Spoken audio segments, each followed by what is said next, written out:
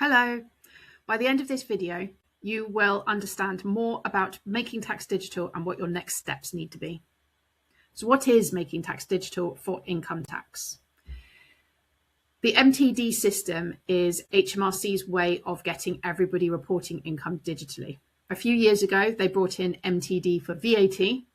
Now they're bringing in MTD for income tax. And at some point in the future, they'll be bringing in MTD for corporation tax. So eventually all the taxes will be brought under this digital umbrella.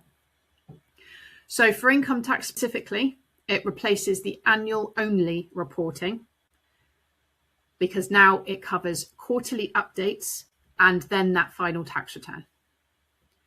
This applies to self-assessment. So it's for income tax. This is the self-assessment system that you will have been submitting under as a sole trader or landlord historically. And it starts from April 2026. Finally, we've been talking since 2017, 18, I think, or was it 18, 19, somewhere around there. That's when they first talked about bringing this in. So it's finally coming in April 2026. To whom does it apply? This is mainly self-employed individuals and landlords who have UK property income at the moment. There may be some further expansion going forwards, possibly into partnerships. But at the moment, it's just self-employed individuals and landlords. You need to be registered for self-assessment in order to be submitting under MTD. And your income for this year needs to be over 50,000 of qualifying earnings. And I'll go through the qualifying earnings in just a minute. That 50,000 of qualifying earnings is based on your 24-25 tax return. So that's the one that you submitted last January 2026, or in that period where the deadline was January 2026. So let's have a look at the qualifying earnings. This is based on your gross income, your turnover, your sales, that's all the same thing, but the total amount that you have brought into the business. It's not your profit. So it's before any of your expenses have been deducted. You need to combine all self-employment income and your property income. So if you've got multiple businesses, let's say during the week you are a landscape gardener, and then on a Saturday you take your hog roast van out and do events. Those are two separate businesses. This is your total income combined across those two businesses. And any houses that you also own that bring in property income. And that's a duplication. As I've already mentioned, it's based on your 24-25 tax return figures. So the ones that you've already submitted by last January. What doesn't count? What are we not counting into our qualifying earnings to hit that 50,000? Anything that you have earned through PAYE, i.e. your employment income, you will have received a pay slip for that. That is already submitted to companies, to HMRC on a monthly basis. So you don't need to worry about that. HMRC already have that information. You do not need to submit that information except on your year-end return. That hasn't changed. Any dividend income that you are receiving either through companies that you own or family owns or big companies that you're receiving dividend from, any savings interest, pension income, and as I mentioned earlier, the partnership income. None of those at the moment count for that 50,000, and you will not need to submit any of that information on those quarterly updates. So let's talk about what you actually need to do. You need to keep digital records. And the way you need to do that is by using MTD compatible software. You'll need to be submitting quarterly updates, and then you will need to submit a final tax return, again via software. So the final tax return is no different from what you've submitted before, except where you might have submitted through the HMRC portal previously, you'll now need to submit through your software. And I would highly recommend that you just keep everything up to date throughout the year rather than leaving it to the last minute each quarter. So where currently you might have a stressful couple of weeks of getting all of that information together for your final tax return each year, you don't want to now have that week happening every quarter and then prior to that final tax return date as well. That's way too much time spent in stress. So if you just quietly keep it all up to date through the year, then hopefully less stress.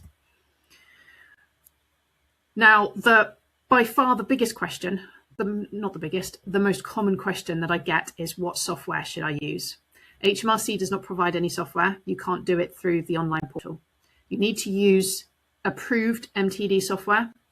There is a full list on the HMRC website. They have got a short form that you can answer, telling them what sort of income you have and when your quarter ends are and that sort of thing. It's quite easy. You just follow it through. And it will give you a list of software that actually works. On the left side of the screen, there is a filtering option, and you can choose which ones have a free offer. So some examples of some of that software: Xero, which is obviously a paid one. That's my favorite software, but possibly not for smaller sole traders. For businesses that have got a lot going on financially, I would be recommending paying for Xero, which is my preference, or QuickBooks, not my preference.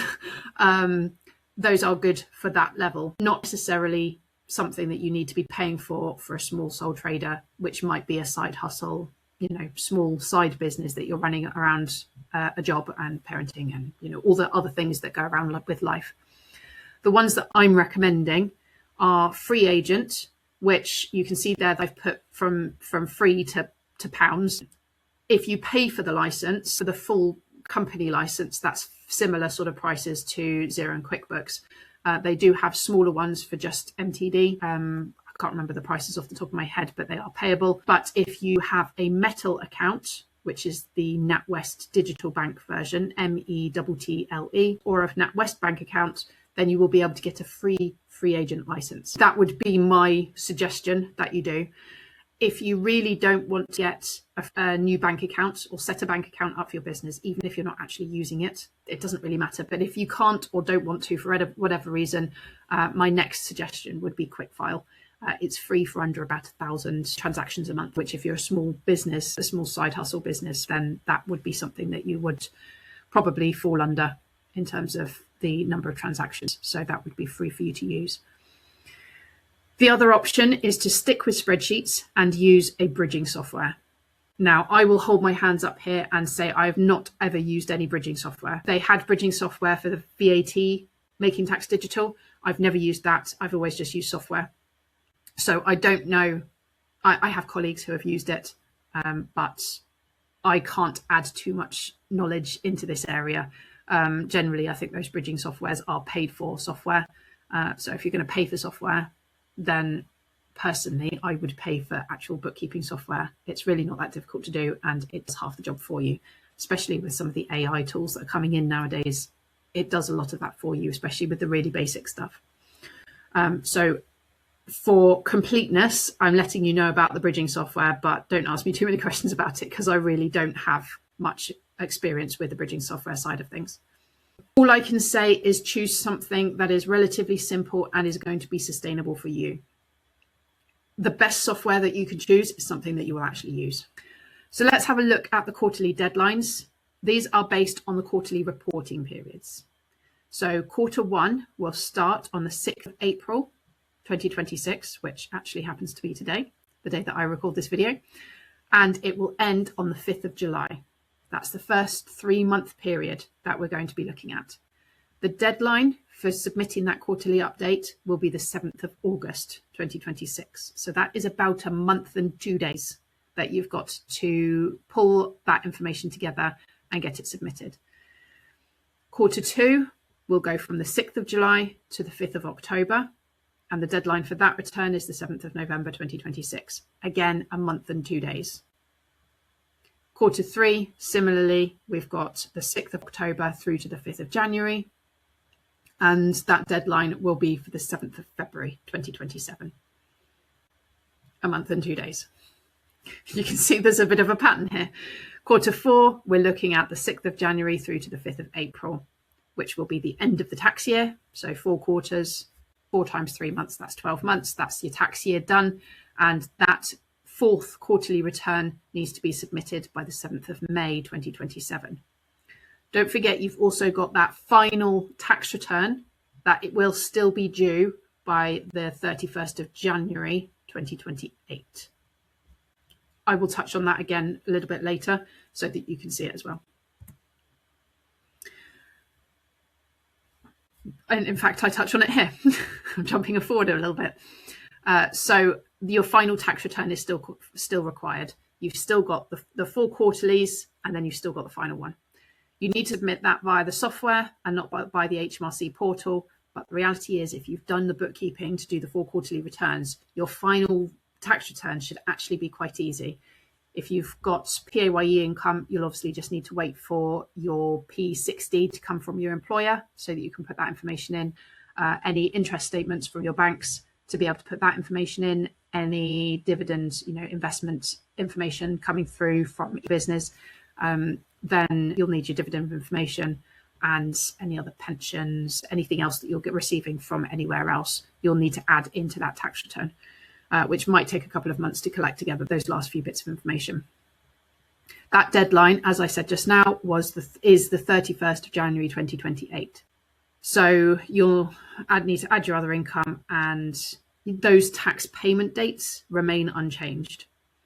So you still have to submit your tax return and your payment by the 31st of January 2028, and then your payment on account for the following year will still be due by the 31st of July. If you have not needed to submit payment on account payments before because your tax due was under £1,000 each year, please ignore what I'm saying. You don't need to worry about that just yet. There'll be a whole other video on that. So this is one bit that I haven't seen discussed very much in all the MTD information that's been sent out there. And that's that you've actually got an overlap year going on. So we've got the start of MTD for the 26-27 tax year, starting from April 2026. But we also still need to file the 25-26 tax return that has just come to an end yesterday, for the tax year that came to an end yesterday. The deadline for that 25-26 tax return is the 31st of January 2027. Totally normal. This is what you would expect. But you'll also need to be thinking throughout this next 9 months while you're dealing with that 25-26 tax return year, that you're also submitting current year tax returns, current year quarterly updates. So you're thinking about 2 different tax years here, which could get confusing.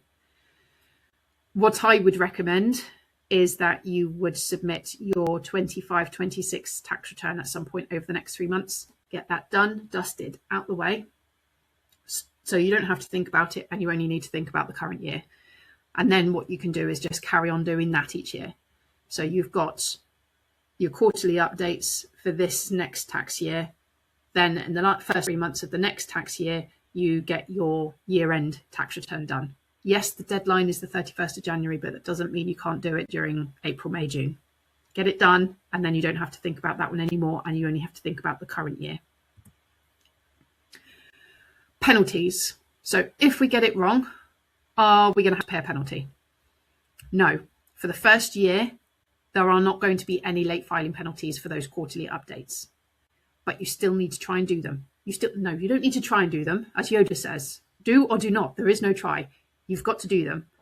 So make sure that you're getting them done. But if the first one will be a little bit stressful because none of us really know what we're going to be doing, it's going to be a new process. So we've got to figure it out. If you're a couple of days late, it's not going to be the end of the world, but make sure you get it done. If you leave it and leave it and leave it, and then you've got 2 quarterly updates to do, it's just going to magnify the stress each time. So get the quarterly update done so you're not stressing about it. The normal penalties will still apply on the year-end tax return. So not the quarterly updates, but the actual tax return, the normal penalties will still apply. So if you are late past the 31st of January with either the filing of the return or the payment, then you will still get a penalty. And my final point is just don't ignore it just because of this soft landing. HMRC call it a soft landing. When they bring in a new system like this, they don't tend to apply penalties for the first year while people get used to it. Just because you're not going to get any penalties does not mean that you can just chill. You need to still get it done.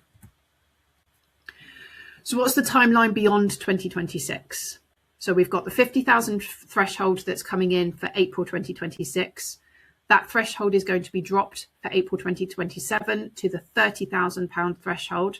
So how you calculate your qualifying earnings, exactly what we talked about before, except the threshold is now 30,000. April 2028, it's coming in at 20,000. So if you're below the 20,000 threshold, then you won't probably need to worry about that, at least for a few years. I suspect that they will actually drop that possibly one more time, but my crystal ball is malfunctioning at the moment, so it won't tell me what's actually going to happen. There is also a possibility that partnerships will be coming in later, the non-incorporated, but that's watch this space. Who knows? So finally, let's wrap that all up. If you are over 50,000, you are in from April 2026. It's based on turnover, not profit. You have full quarterly updates to file, and then a year-end tax return. You will need some software, and if it's not you now, it probably will be you soon. I hope that's been helpful. Drop me any questions in the comments below, and good luck.